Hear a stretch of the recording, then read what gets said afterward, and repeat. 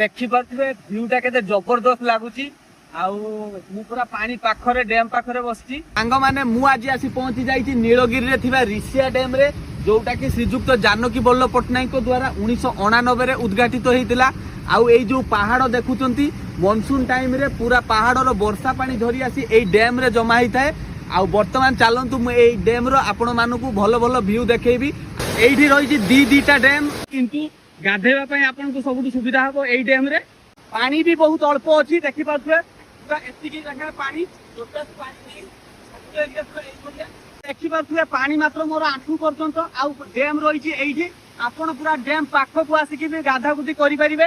ଆଉ ଏତେ ସୁନ୍ଦର ଜାଗା, ତଳେ ପୁରା ପ୍ଲାଷ୍ଟର ହେଇଛି, ପୁରା ସେଫ୍ଟି ର ସହିତ ଗାଧି ପାରିବେ। ଆଉ ଚାରିପାଖେ ଦେଖିପାରୁଥିବେ ଜାଲ ଦିଆ ହେଇଛି।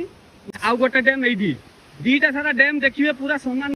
ତାମାନେ ଦେଖିପାରୁଥିବେ ଏଠୁ ପୁରା ପାଣି ଝରୁଛି। ଆଉ ମୁଁ ପୁରା ଡ୍ୟାମ ର ପୁରା ପାଖରେ ଆସିକି ଛିଡ଼ା ହେଇଛି। ଏତେ ସୁନ୍ଦର ଭ୍ୟୁ ଆପଣ ମାନେ ବାଲଦିଆ ଡ୍ୟାମ ରେ ବି ପାଇବେନି। ଯଦି ଆପଣ ମାନେ ବି ଏମିତି ଏକ ସୁନ୍ଦର ଡ୍ୟାମ ରେ ମଜା ନେବା ପାଇଁ ଚାହୁଁଛନ୍ତି ଆଉ ଗାଧେଇବା ପାଇଁ ଚାହୁଁଛନ୍ତି, ତେଣୁ ନିଶ୍ଚୟ ଏଇ ଡ୍ୟାମ କୁ ଥରେ ଆସିକି ଭିଜିଟ କରନ୍ତୁ। ଆଉ ମତେ କମେଣ୍ଟ ବକ୍ସ ରେ ନିଶ୍ଚୟ ଜଣାଇବେ ଏଇ ଡ୍ୟାମ ର ଭ୍ୟୁ ଟା ଆପଣମାନଙ୍କୁ କେମିତି ଲାଗିଲା।